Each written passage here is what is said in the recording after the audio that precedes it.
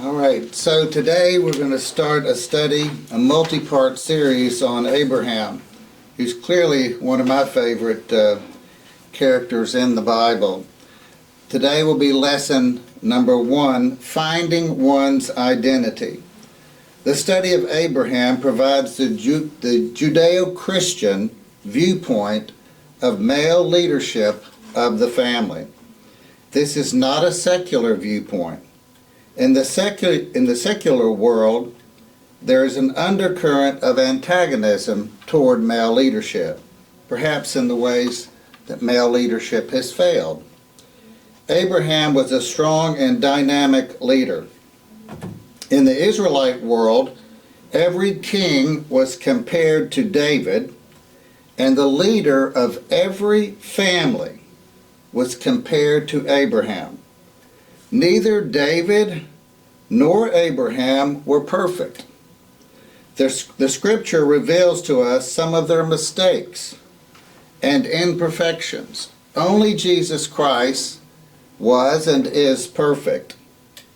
But it is interesting to note that at Matthew 1:1, which describes Jesus Christ, the Son of God, particular mention is made of the fact that Jesus Christ is also the son of David, the king to which every Israelite king was measured against, and the son of Abraham, the leader of a family to which every Israelite male was measured against. We Christians are the spiritual seed of both David and Abraham, and like them, we are required to be faithful servants. It is important to note when we begin our study of Abraham that the family is the foundational building block of society. It is only fitting that Scripture would reveal to us the keys for being a successful leader of one's family. Our study of leadership occurs in a very challenging and isolated and vulnerable environment. Around 2,100 years before Christ, Abraham was called by God to leave the city of Ur. Located in Mesopotamia, he first traveled 600 miles to Haran, and then later traveled another 400 miles to the land of Canaan. This was a very long journey. On foot, with a caravan of people and possessions and livestock, would be particularly challenging and difficult. At Acts 7:2-5, the prophet Stephen stated, "The God of glory appeared to our father Abraham when he was in Mesopotamia, before he lived in Haran. And he, God, said to him, 'Go from your country and your relatives and come to the land I will show you.'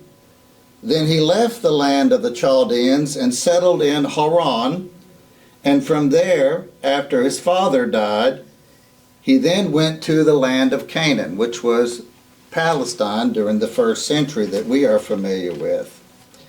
"But he, God, gave him, Abraham, no inheritance in it, not even a foot of ground, and yet he, God, promised that he would give to Abraham the land of Canaan as a possession to his descendants later, even though he had at that time no child."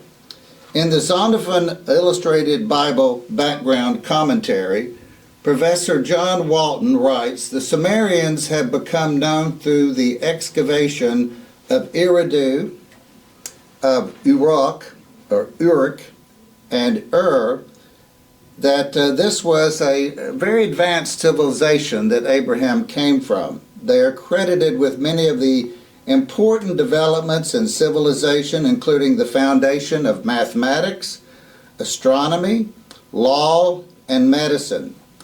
Urbanization is also first witness among the Sumerians. Abraham departed from a sophisticated urban existence or in association with a walled city to ultimately live as a pastoral nomad. Abraham specialized in animal husbandry and probably some commercial trade. He moved his herds and domesticated animals to new areas as the seasons changed to ensure access to suitable pastures.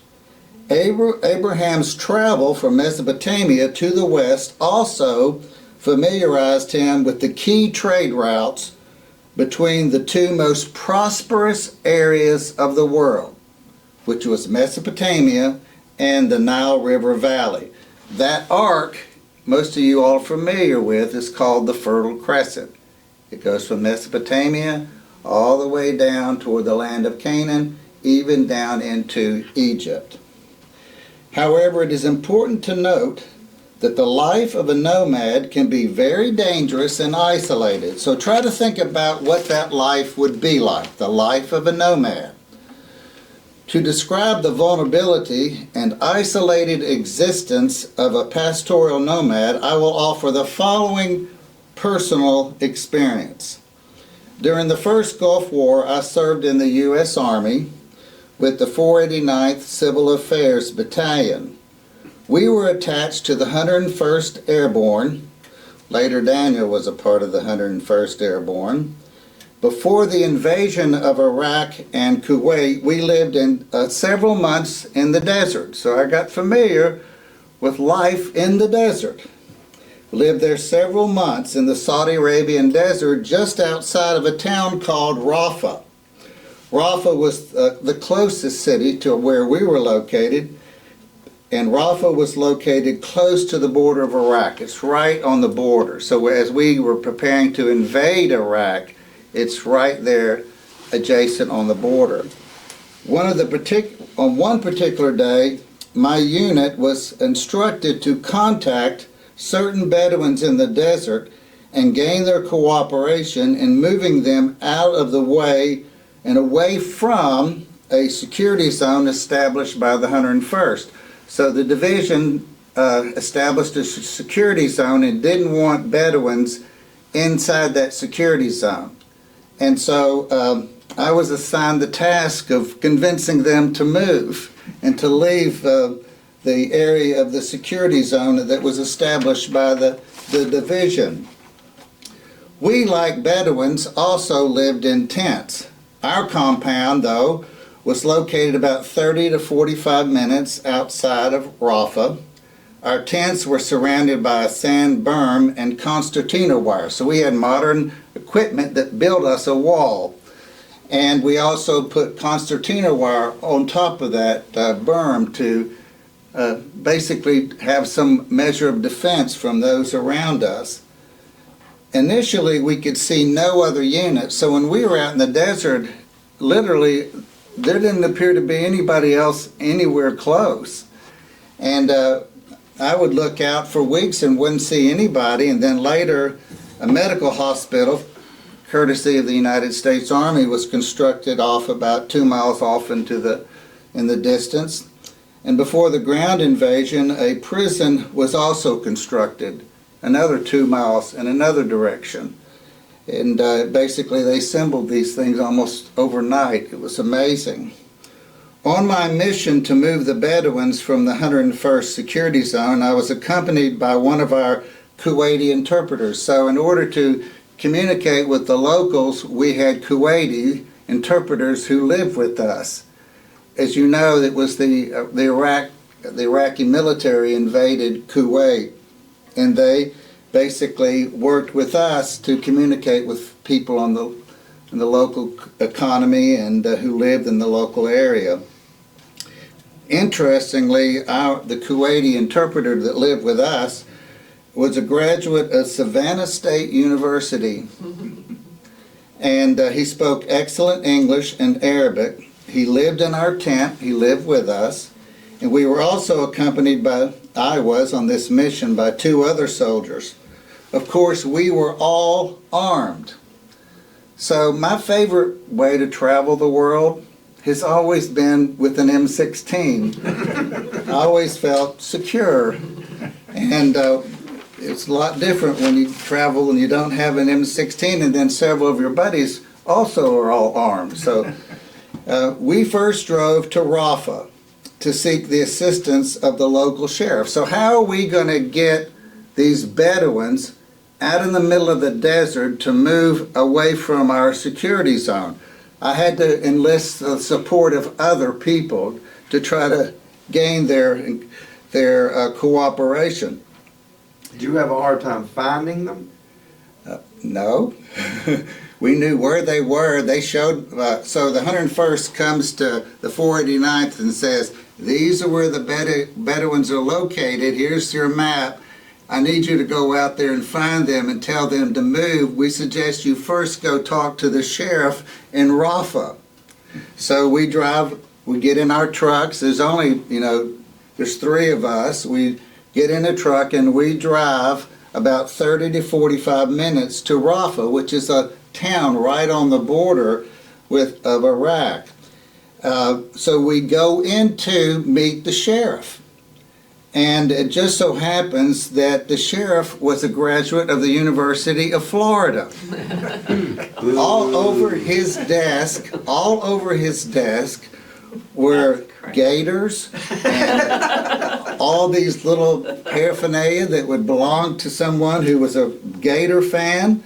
And on a TV in his office there were cartoons being played, and they were all English and they were all American cartoons. So it was a very unusual experience. But he spoke excellent English, of course. He was a graduate of the University of Florida, and we know that they can speak English in Florida. And most of them. Most of the time. And after a cordial meeting, he directed us to the sheik who had influence over the Bedouins in the desert. So the sheriff directs me to the sheik. And so they know who's who in the area. And so off we go again, except he gives us one of his lieutenants to come with us. So now our group is growing in size, and we go another 30 to 45 minutes down the road, each time in a vehicle. We go another 30 to 45 minutes down the road, and we go to the sheik's location. Now, after we had driven that again, 30 to 45 minutes, we arrived at a walled compound. So once we had a little town, the first time was a little town, and the second time the sheik lived in a walled compound with guards. So he welcomed us in, and you can see hospitality is a big thing in this Middle Eastern culture. Everybody's really nice to everybody else, and everybody's armed, and we all talk polite, and they're always inviting you in for coffee. You spend time and you talk, and you try to be hospitable and friendly. And in this particular case, the sheik and his men greeted us warmly. We sat in a large we had pillows all over the floor, like a living room. There wasn't furniture, it was like pillows everywhere. We sat on the floor and on the pillows, and we drank coffee for 30 to 45 minutes. It was a very strong, like Turkish type of coffee. You didn't very sleep strong. for 3 days, did you? And we a very warm and friendly conversation, and he knew the Bedouins, and he had some influence over the Bedouins. So then he directed one of his sons to then go out with them. So now our party's grown in size. We're all armed. We've grown in size to about 6. And then we drive another 30 to 45 minutes. So there's pretty significant distances between you and everybody else that you need to come in contact with, particularly out in the desert. When we located the Bedouins, and this is where this story is getting to, it's all about what is the life of a Bedouin like. So when we located the Bedouins, I immediately noticed when we got close that all the Bedouin men were armed. They were armed and we're armed. They had rifles, shotguns, pistols, and they were spread out in front of their tents in the camping area. There were no walls. They had no walls. They had just tents. There was a little vegetation, and their sheep and goats were scattered around. Their family and children were out around or near the tents, and the men were all out in front. And it really hit me that if things turned hostile, no one was coming to our rescue anytime soon, and no one was coming to their rescue anytime soon. So that's the point of this whole story, is to tell you what it's like living in the desert or living out in an isolated place. You have to rely on your own security. No police. There are no police. There's nobody to save No you. fire department. Self-reliant. You're very much self-reliance. And again, we're all armed. So everybody's really nice. We are very warm and friendly. They are very warm and friendly. We make very careful gestures. We are very open. We are not in any way trying to be intimidating. They're not trying to be intimidating to us.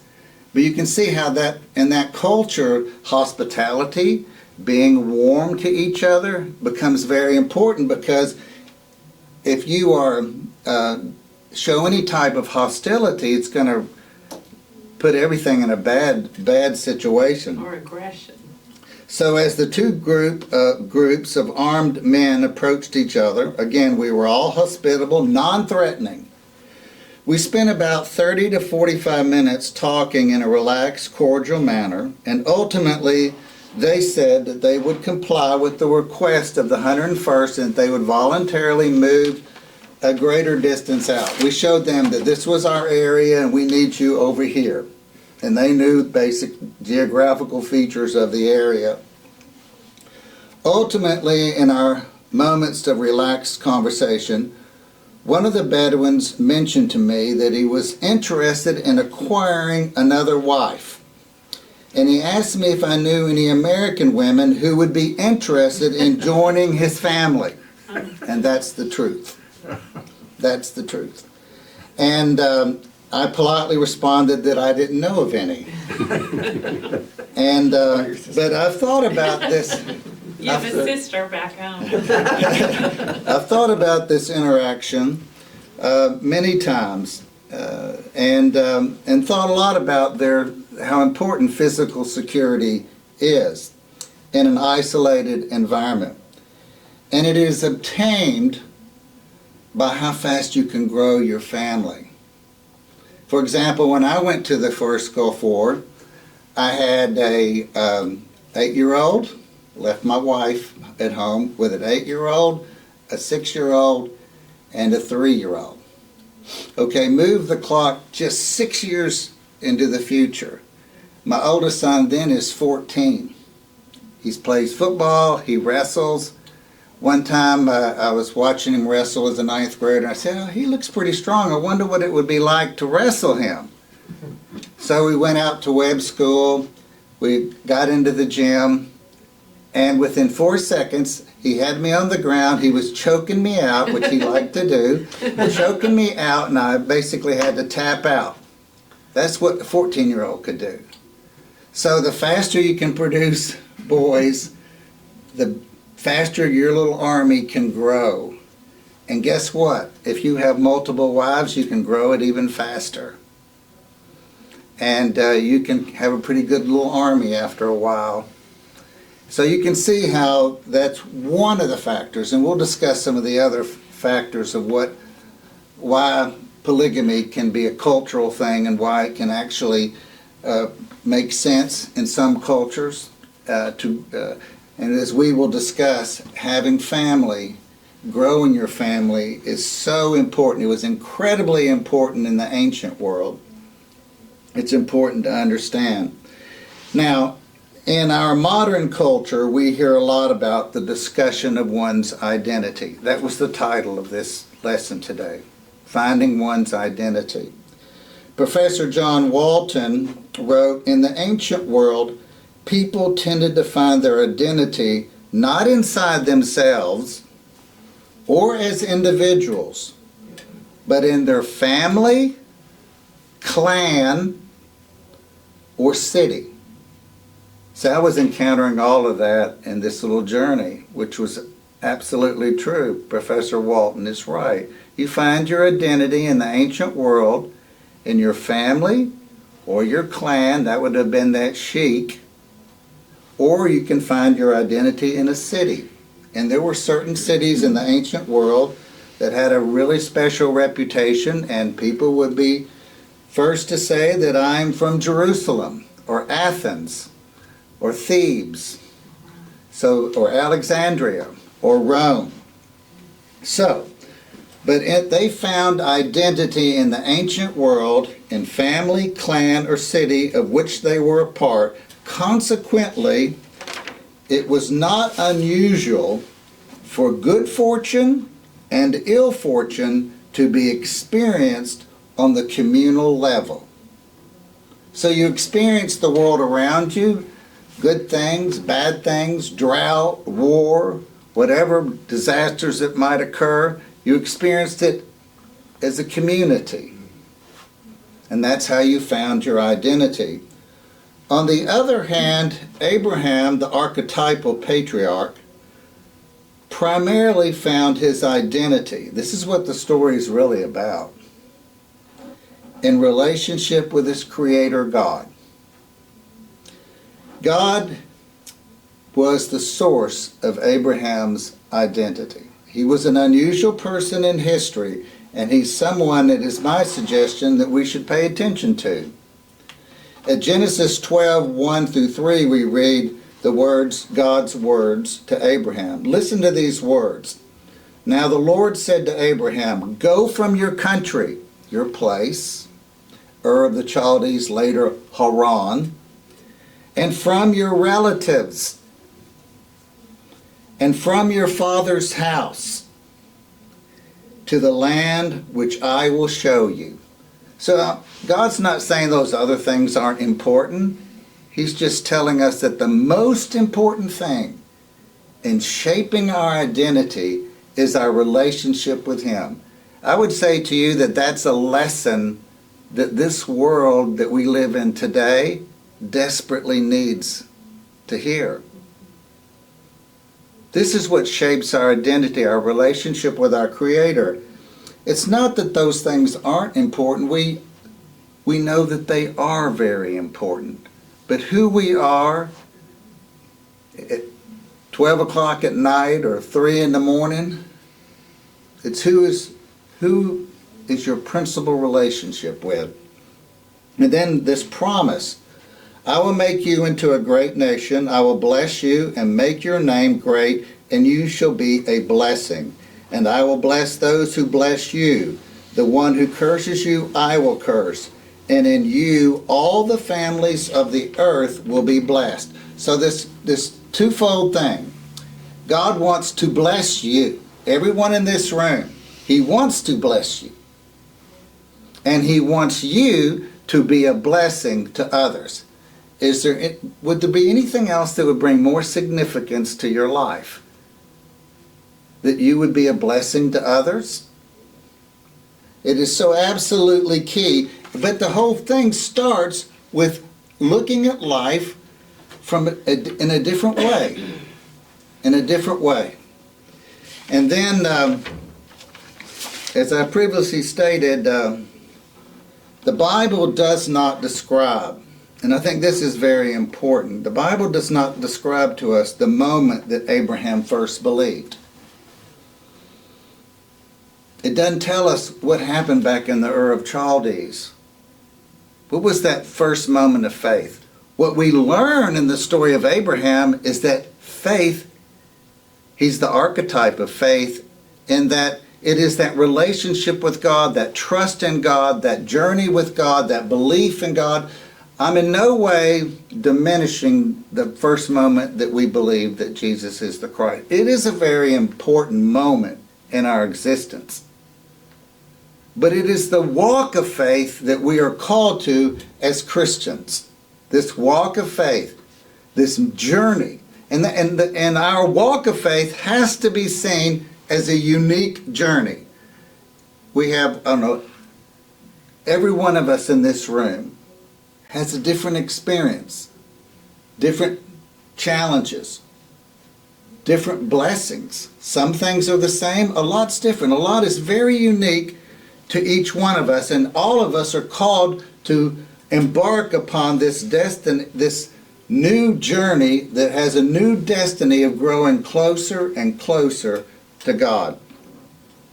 The message is clear that Abraham was told to trust in God, to embark upon this life of trust in his walk of faith. We are told to draw near to God. I believe that if Abraham refused to embark on this journey, even if he believed back in the Ur of Chaldees or in Haran, he would never have found his destiny. His name would never have gone from Abram to Abraham. He would never have seen this future that he had with God. He would never have had the impact that he has had on world history. And he's had an incredible impact on world history. As we will see, Abraham was loyal to his family. Abraham fulfilled his duties to his father, Terah, his wife, Sarah, his nephew, Lot, his family. He fulfilled his duties. But when Abraham departed on his journey of faith, the Lord was Abraham's primary relationship, and Abraham's identity was established in his relationship with the Lord. Abraham was promised by God, I will bless you, and you shall be a blessing to others. Now, remember the words of Professor Walton. In the ancient world, people tended to find their identity in their family, clan, or city. Abraham is embarking upon a new way, a new orientation, and how to find one's identity and how to journey through life. At Genesis 12:4 we read, So Abraham went away as the Lord had spoken to him, and Lot went with him. Now Abraham at that time was 75 years old. So it's never too late. It's never too late to refocus and reinvigorate and intensify and and make a priority out of our relationship with the Lord. When Abraham was 99 years old, you probably recall that the Lord came to him and said, I am God Almighty, walk before me and be blameless. He didn't mean sinless. And that was the time when Abraham was given the covenant to circumcise at 99 years of age. My dad's 95. It'd be pretty tough on him if he was told to not only circumcise yourself, but to convince all the people you're with to do it too. All your sons and children and all the people associated with you. Abraham and every member of his clan were required to be circumcised. Circumcision was meant to be an outward sign or symbol of an internal value system. As believers, we are required to put off the flesh. We should not be dominated by our inherent natural or acquired feelings. Pleasing God and doing God's will must be our highest priority. Since the coming of Christ, we believers are not required to be circumcised. I've made that point before. It's not a spiritual requirement to be circumcised. You can do it if you want to. It's a personal choice. Most of the people are born in the United States over the last 60 or so years have been circumcised. It happened when they were a few days after they were born. Since the coming of Christ, we believers are not required to be circumcised. It's a personal choice. But the spiritual principle still lives. It means we put off the flesh.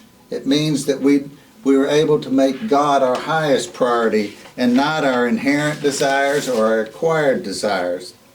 With this in mind, let us continue on our journey to live in a way that is pleasing to God. By doing so, we are promised that God will bless us and make us a blessing to others. Thinking, speaking and acting in a way that is pleasing to God should be our highest priority. We must find our identity in relationship with our Creator. Thank you. Have a great day.